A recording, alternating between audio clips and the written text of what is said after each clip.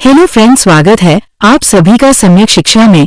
आज हम बात करेंगे बिहार में मनाए जाने वाली छठ पूजा के बारे में। ये क्यों मनाई जाती है और कब मनाई जाती है और कैसे मनाई जाती है।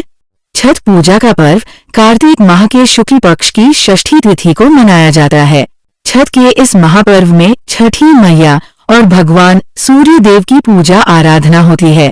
पौराणिक कथा के अनुसार छठी मैया को ब्रह्मदेव की मानस पुत्री और भगवान सूर्य की बहन बताया गया है।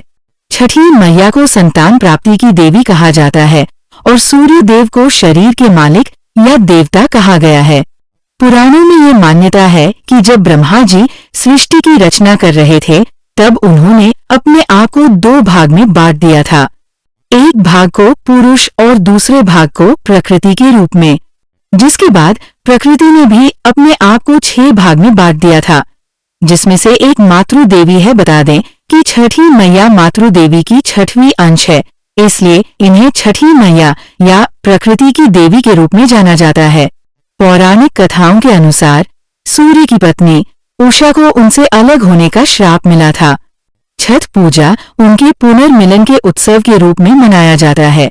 इसके अतिरिक्त महाभारत काल में कर्ण ने भगवान सूर्य से वरदान प्राप्त करने के लिए छठ पूजा की थी। छठ पूजा सूर्य देव, सूर्य और उनकी पत्नी उषा की पूजा के लिए समर्पित है। ये त्योहार सूर्य की जीवन देने वाली ऊर्जा और प्राकृतिक दुनिया की उदारता के लिए आभार व्यक्त करता है।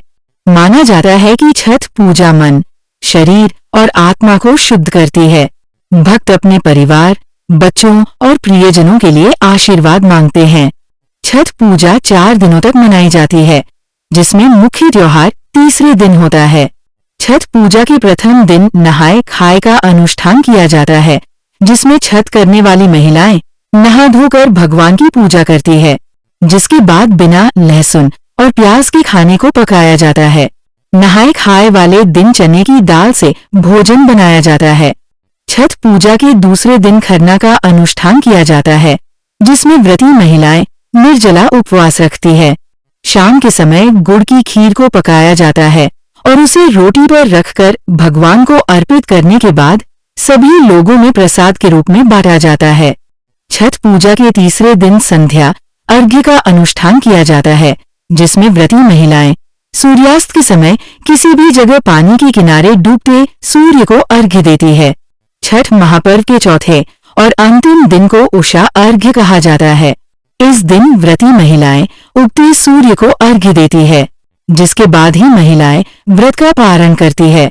जिसके बाद सभी को छठ का विशेष प्रसाद, जिसे ठेकुआ भी कहा जाता है, लोगों को बांटा जाता है।